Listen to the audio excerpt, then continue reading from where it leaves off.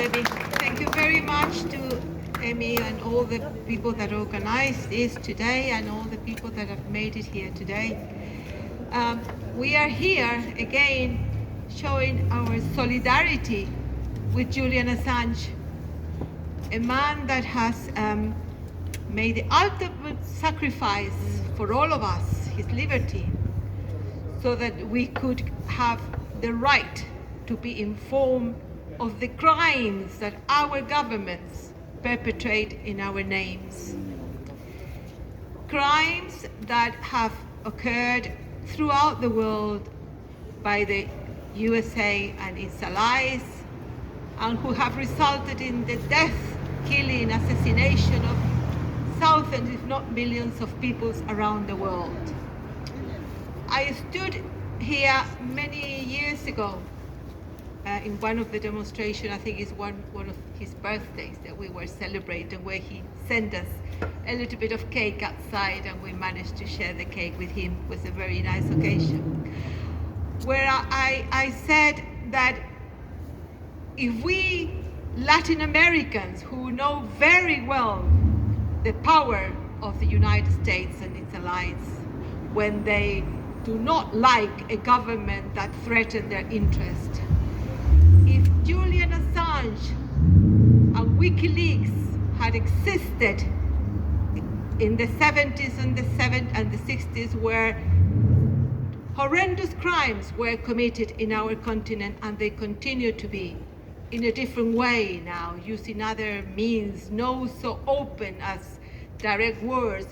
But if Julian and Wikileaks had been there and they had released documents that were exposed few years later after all the crimes had been committed, but if Julian had been there then and Wikileaks, maybe we would have known a lot earlier all the plans that the United States and the military services and the oligarchies and the big rich business had planned for our continent. Certainly in Chile, where I come from, many lives would have been saved, and people who were killed and made to disappear would be alive today.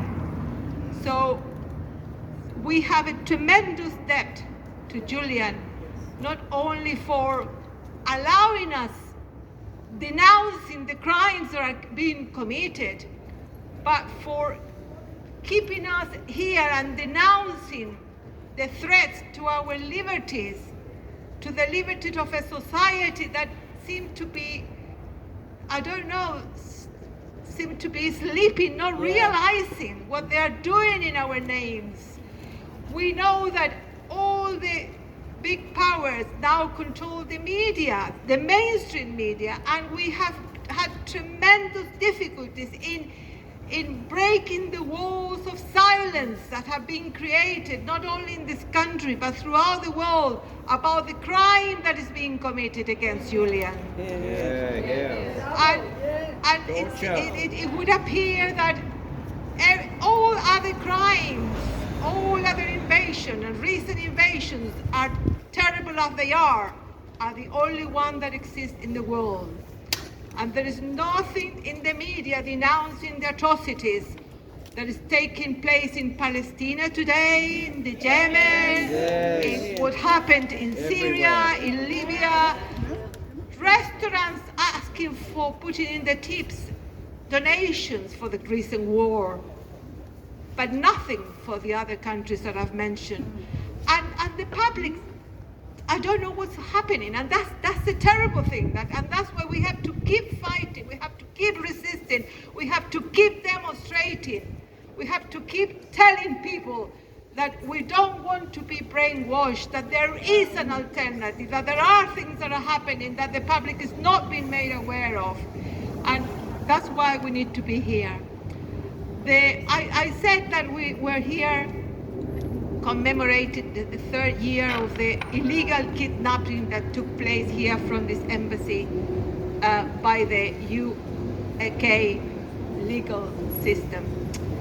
And the whole way in which the legal system has been applied to Julian contrasts so much with the way in which a convicted murderer like Pinochet was treated in this country.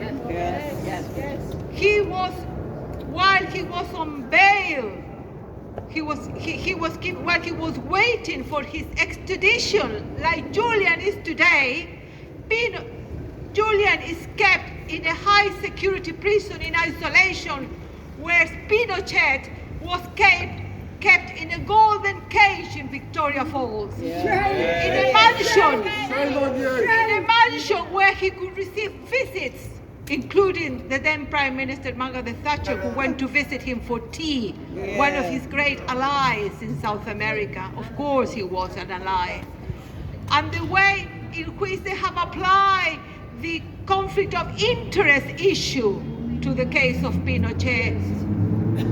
When, for instance, in the case of Pinochet, the judge that ruled for his extradition and the case was set aside and have to be retried because his wife, the wife of this judge, was a member of a charity in Amnesty International.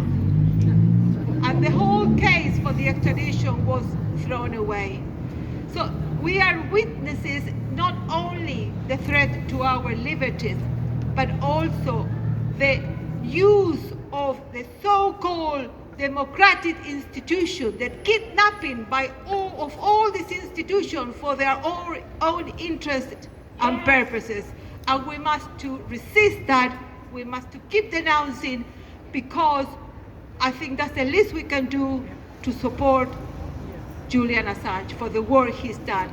So let's keep resisting, let's keep denouncing, let's keep being, I said earlier on, fighting for him and being happy for him, because Julian, you also, with your wedding and the happiness that we saw of that wedding, show us that we have to keep being happy and optimistic, because happiness is a form of resistance, comrades. So let's keep fighting, let's keep resisting. Free Julian Assange!